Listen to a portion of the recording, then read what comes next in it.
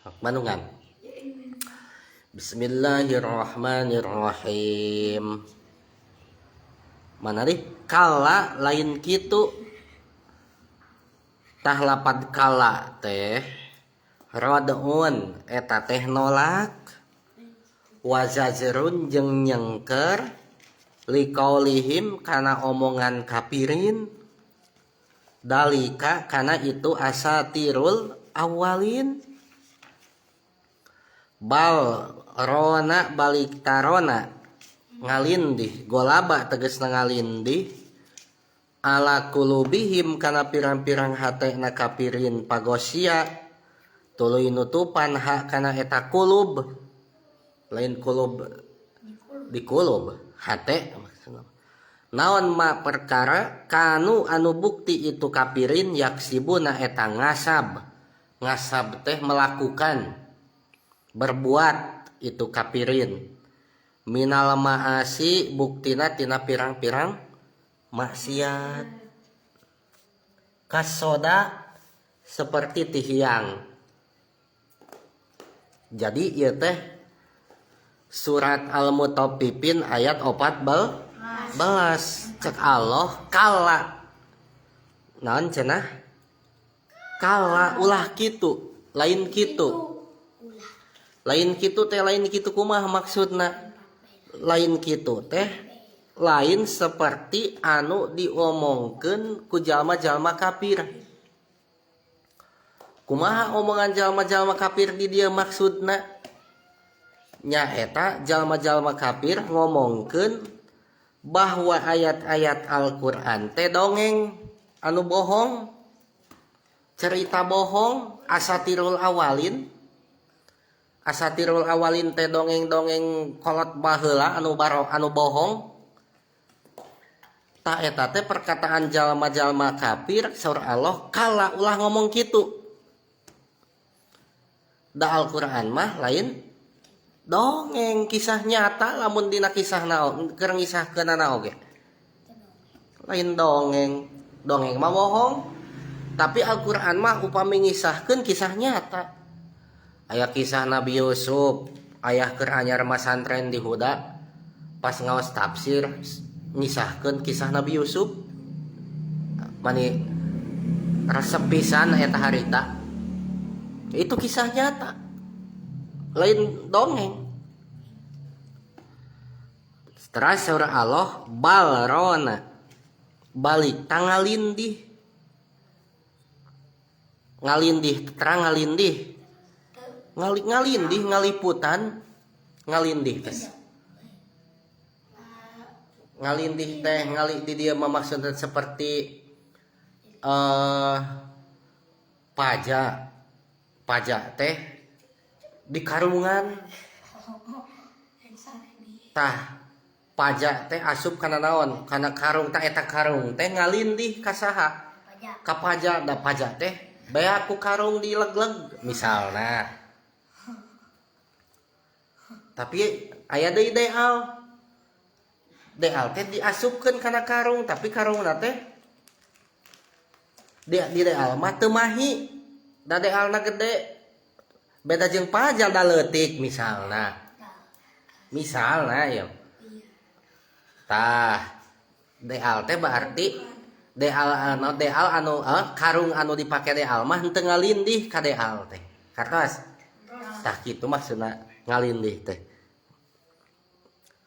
seperti kieu lah atuh ngalindih teh lamun dina tafsir mah kata getiatil goimi lis samai seperti nutupanana naon teh mega kana langit ngahalanganana mega kana langit itu rona balikta ngalindih ngahalangan seperti ngahalanganana mega kana langit coba lamun langit kahalangan ku mega jelas semua ketinggali moal langitna moal tah ketika langit sakurilingeun nu katingali ku urang kahalangan ku mega ngaranna teh kalindih langit teh kunaon ku mega paham teu pajak da Alkitab semacam gitulah contohna mah kieu ya ada sebuah keterangan anal mu'mina ida adnaba damban naktutu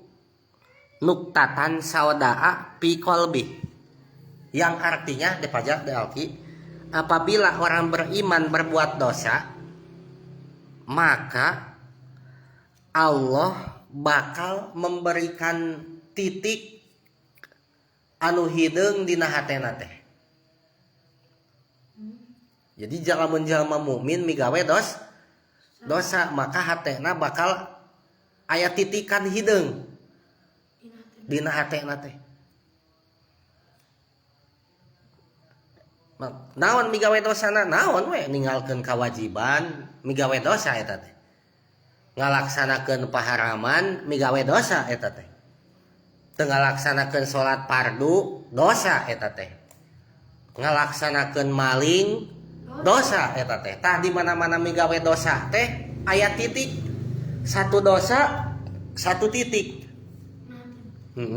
Dua dosa dua titikna. Terus lamun loba dosana numpuk titik hideungna teh dina hate teh. Tah, pertanyaan yang sangat bagus. Lamun seueur titik hideungna teu tobat-tobat wae, migawe dosa we hayo hari tobat tara berarti bakal lobanya.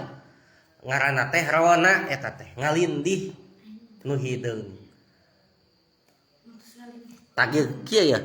Pain taba lamun tobat jalma nu iman teh ninggalkeun dosana tobat minta hampura ka Allah, maka eta si titik anu aya dina hate teh bakal hapus, bakal mengkilap.